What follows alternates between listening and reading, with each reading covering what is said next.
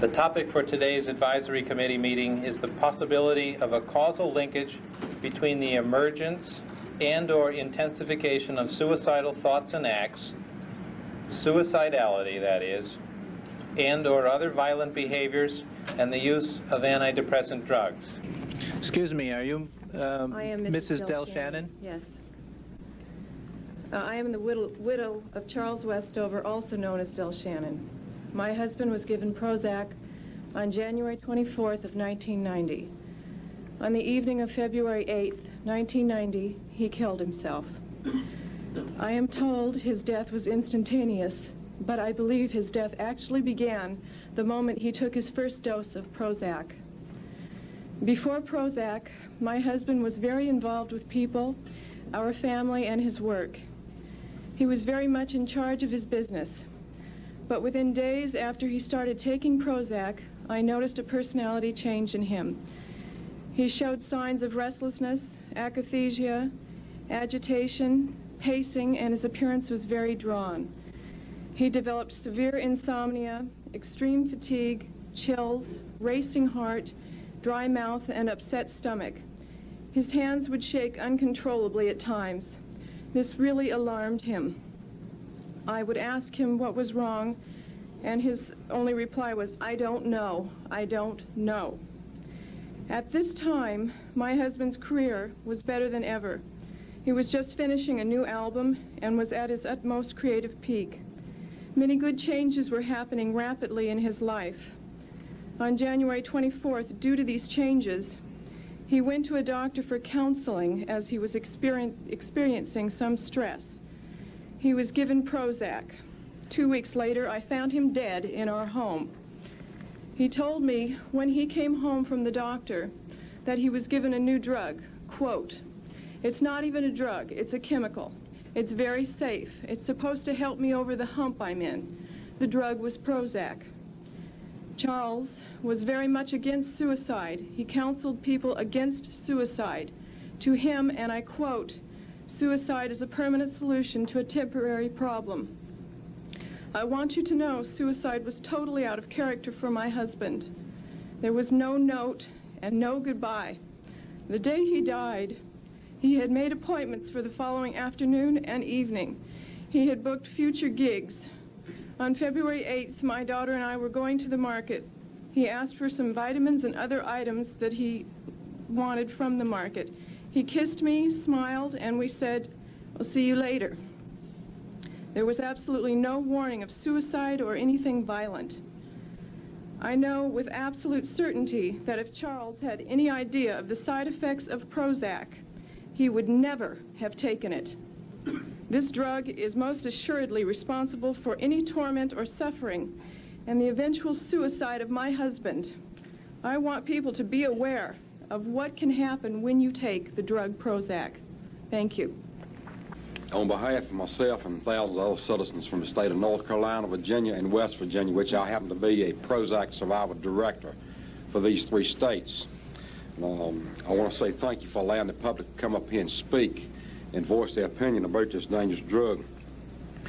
And I also want to tell everybody that these are real stories, real people. This is not something wrote down on a piece of paper, something that somebody wrote up somewhere. These are real things that's happening.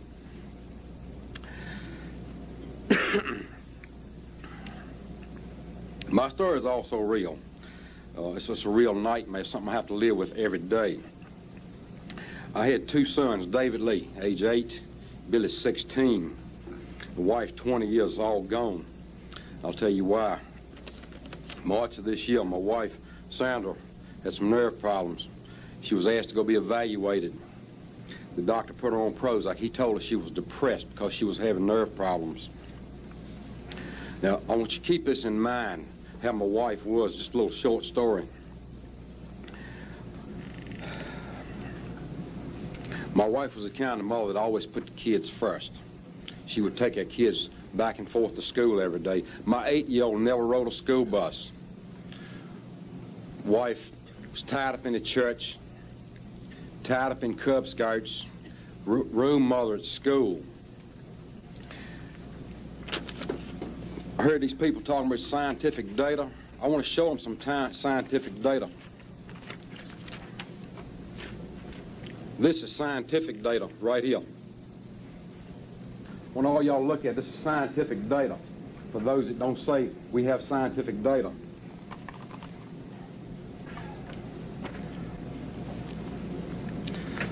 I hadn't slept for about 2 hours since Sunday, so I want to apologize if I sound a little shaky. After being on Prozac for 21 days, my wife shot and killed both of these 2 boys right here. She turned the gun to herself and shot herself twice. Now she's in jail for murder. This is the kind of lady that never took a drug, no mixed drinks, no alcohol, no reason to be depressed, just some nerve problems, like everybody has from time to time. I'm depressed. I've got legitimate reasons to be depressed. I want to ask y'all, don't let this happen to nobody else. These are real people. You know, these murders and things are senseless. You know, it's time to put a stop to it. Thank you. Sat down on the bed and put the gun to my head. I wasn't clear on how to shoot the gun, so I lowered it and pulled the trigger. It fired into the bed.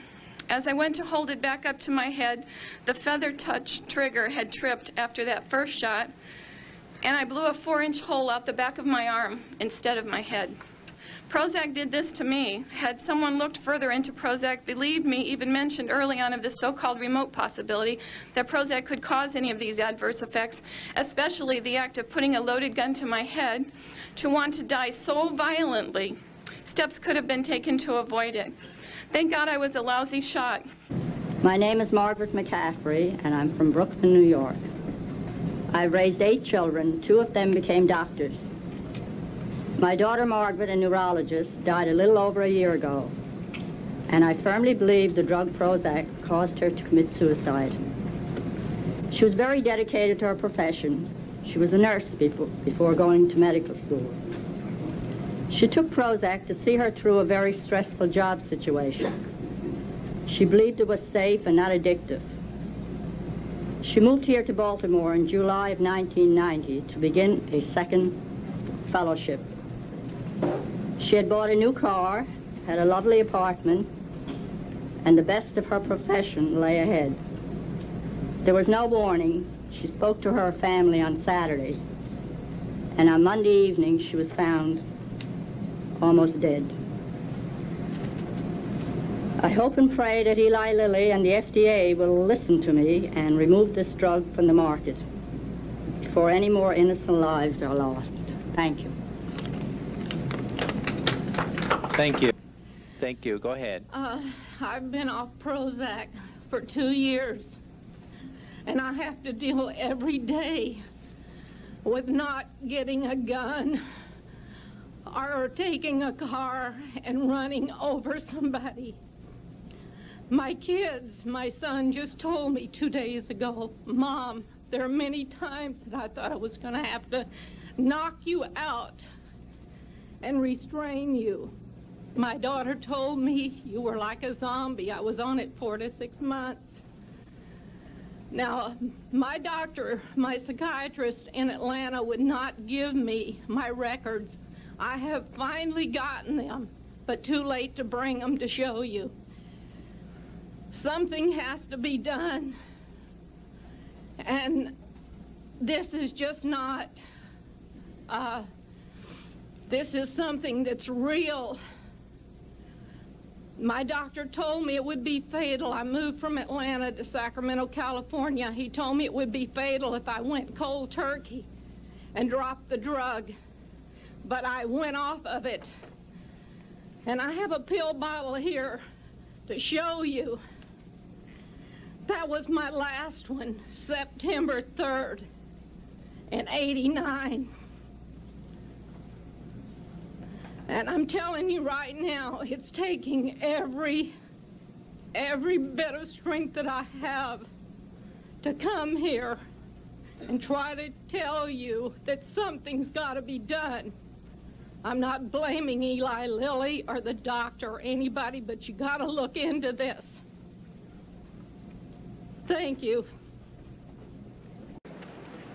My name is Maria Malakoff, M-A-L-A-K-O-F-F.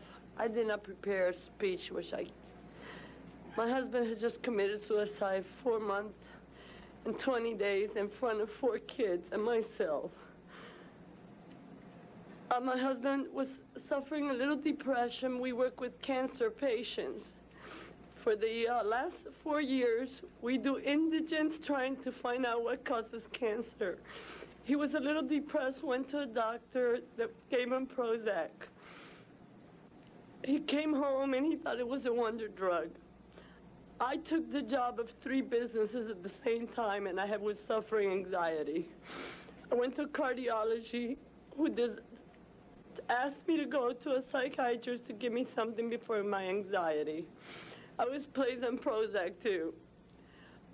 On our anniversary, February 14, I went in Kapalua Bay, Hawaii, and cut my veins. I decided I wasn't taking this drug. My husband didn't believe me. He was a pharmacist. We came back, and on April 30, he just blew his brains out in front of all of us. Nothing will bring my husband back, and nothing's going to bring my kids' fathers back. But I believe that Eli Lilly has made other mistakes before when they got oral flax out there that killed 28 people and it was taken out. We're over 28. How many more have to die before somebody looks? If we made a mistake, we're human. But let's look into it. I'm not blaming Eli Lilly. I'm blaming a mistake that has been made here. Please, search into this. I can't take the 5 minutes. I can't handle it no more. Thank you for your comments.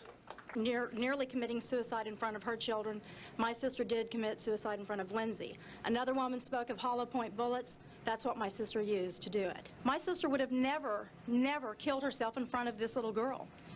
She would have never done that. Prozac induced her to do that. I'm against Prozac because it killed my father. Unfortunately, with my dad, we didn't have time to notice too many changes, except that he became withdrawn and agitated. But by that time, it was too late. He got up at 9 o'clock in the morning, took a 12-inch butcher knife out of the kitchen drawer and stabbed himself violently in the abdomen once, and then proceeded to do it twice.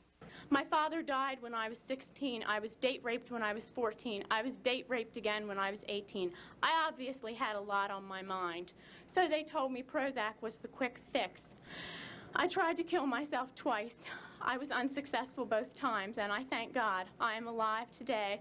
I stand before you because I want you to be aware of what is going on in real, live people. If one of you will simply listen to what I have to say and bring life, or at least give somebody the chance, a future unsuspecting victim, the chance to have a life. And I thank you, and I hope that you heard what I said. I was totally out of control. My friends were aghast at my deteriorating mental state, but were afraid to speak to me about it because of my agitated state of mind. During this time, it is a miracle I did not harm myself or others. I had become a menace to society, and the FDA is allowing this to happen. I want to know why. How many more people are going to be killed and maimed before you do something? You have the power to change things. You have the power to listen to what we say and investigate what we say. I do not find from the evidence today that there is credible evidence to support a conclusion that antidepressant drugs cause the emergence and or the intensification of suicidality and or other violent behaviors.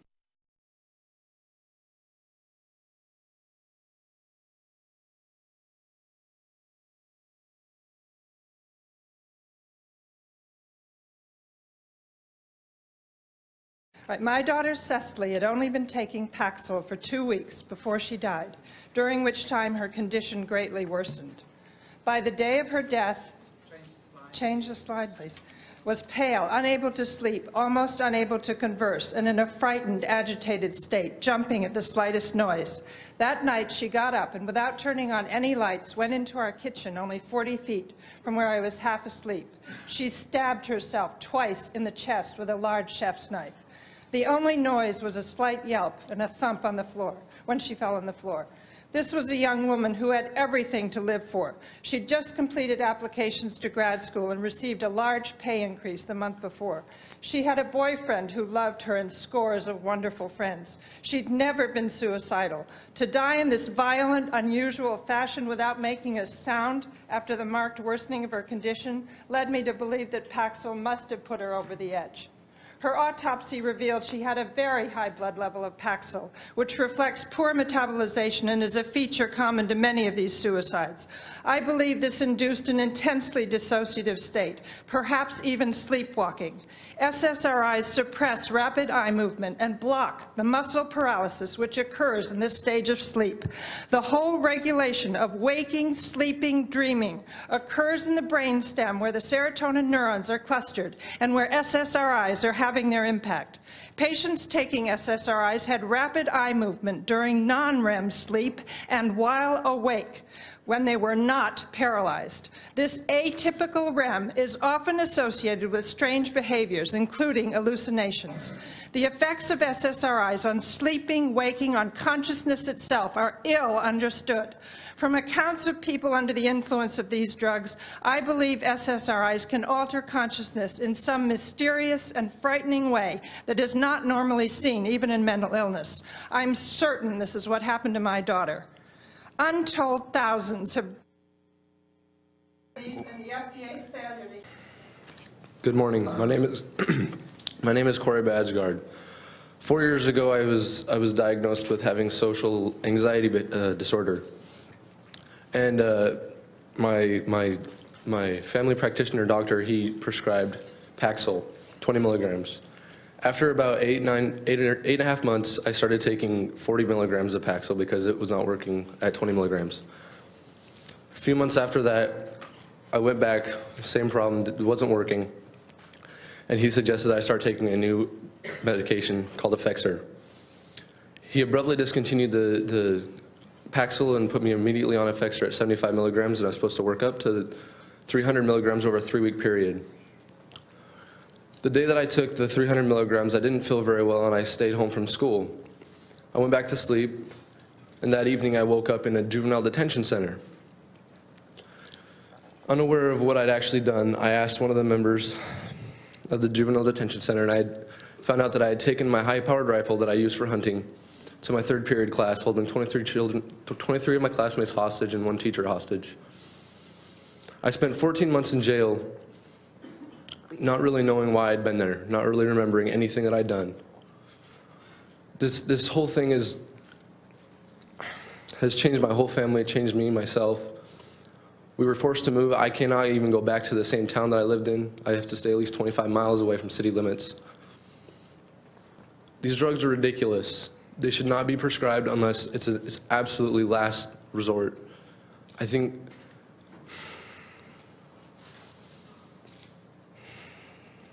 these drugs are hell. Look what they've done to my son.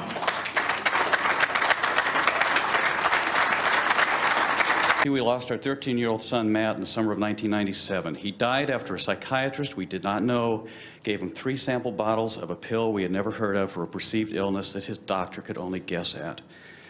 We were advised with great authority that Matt was suffering from a chemical imbalance that could be helped by a new, wonderful medication called Zoloft. It was safe, effective. Only 2 minor side effects were cautioned with us: insomnia, indigestion. Now, I don't know if Matt had a chemical imbalance. I do know this. We had moved him to a new neighborhood a year before. In a new school setting, he was uneasy. He didn't have the friends he had grown up with in our old neighborhood. Yes, our son was unhappy. So Matt's doctor, a man we know through court testimony to have been a well-paid spokesman for Pfizer, gave us Zoloft. He said, take these for a week. Call me back when you know how Matt is doing. Matt didn't have a week. He became agitated on the pills. He did not sleep. He did not eat. He could not sit still. That night, a Sunday, before leaving on vacation, after taking his 7th Zoloft tablet, he took his own life. This is important for you to know. Matt hung himself from a bedroom closet hook, barely higher than he was tall, to commit this unthinkable act, something he had never attempted before, never threatened to any family member, never talked about. He was actually able to pull his legs up off the floor and hold himself that way until he lost consciousness and forced himself to leave us. Matt's autopsy showed the levels of sertraline in his blood were 3 times the therapeutic minimum levels. You have an obligation today, this panel, to prevent this tragic story from being repeated over and over and over again. Hope you'll do the right thing. Hi, my name is Donna Taylor. My son was shot at Columbine. He took 7 to 13 bullets through his chest and nearly died. I also have other members of the family that have died since then on these drugs. We can't get into that right now. And many, many people that we know that families have been divided and separated, and there's just all kinds of divorces and all that going on from these drugs. I will let Mark speak. First of all, I would like to thank you for allowing me to come and speak on behalf of the thousands of innocent Americans that have died as a result of these drugs. I would like to start with an opening, very famous statement. And it says, "The measure of a man is not his strength, or how much money he has, or how good he looks, or how strong he is, or how powerful he is. The measure of the man is how noble he is." And I want to ask you guys, are you really being noble with your choices? Or are you just allowing the drug companies to squeeze by you just because they have a big pocketbook? This is ridiculous. Do you people have children? Do any of you, have any of you had anyone that's died on these drugs? If you have, I'm amazed that you guys are even standing here supporting these drug companies. This never happened in the history of America. This is a shame, and it ought to be stopped today, not next week. And God says the same thing. It's in the Bible. Revelations 18:19 through 24 makes it clear. Sorcery means pharmakeia in the last days, and blood will be running all over the streets. Say yes to America's health and no to the drug companies.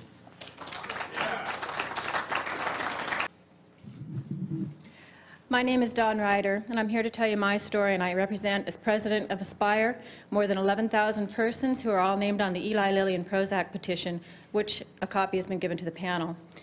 We've been educated to believe that mental, emotional, and behavioral disorders are caused by chemical imbalances in the brain. The fact is that this is only theory, and this theory is pushed on us as if it were the absolute truth. The reality is that the best of scientists do not completely understand the complex interactions of the myriad chemicals in our brains.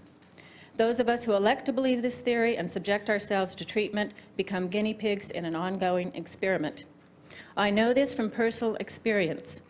I trusted our family doctor when he explained that depression is caused by a chemical imbalance. We trusted him when he determined that Paxil was right for my husband and Prozac for my son. We weren't educated enough at that time to ask him to provide us with the test results that proved which chemicals were being balanced. I'm not going to go into details of what happened to our family. I've given you all documentation. It's very painful. Suffice it to say that my beautiful 14-year-old son is now dead. And when we discovered the problems with these drugs, we decided it would be better for my husband to suffer through depression than end up dead like our son. We found out that he could not get off of Paxil. He went through over a year of hell before he was able to finally withdraw from the drug, and in the process, it destroyed our marriage of over 20 years. I say with no apology whatsoever that these SSRI drugs destroyed what was once a loving and vibrant family. Why do we believe that street drugs like heroin and LSD can lead to outcomes such as this, yet we won't accept that legally prescribed drugs working on the same neurochemicals can result in horrific crimes against persons and property? Why do we accept that a drug like penicillin, beneficial it is for some, can prove fatal for others? We fail to accept that these drugs can have paradoxical effects. These drugs are not safe for everyone. They should be labeled with the strongest of precautions and dispensed only by trained physicians who have time to adequately monitor the patient. Most doctors do not have time for this level of care. Also, patients should be required to sign letters of informed consent. Please carefully consider the documentation that I've left with you, and look at the faces of those that are here today and the faces that are out in the hall, those children who cannot speak for themselves because they're dead. They are not merely anecdotal evidences. There is a preponderance of evidence that will be presented before you today. Please consider it carefully, and do the right thing. Thank you.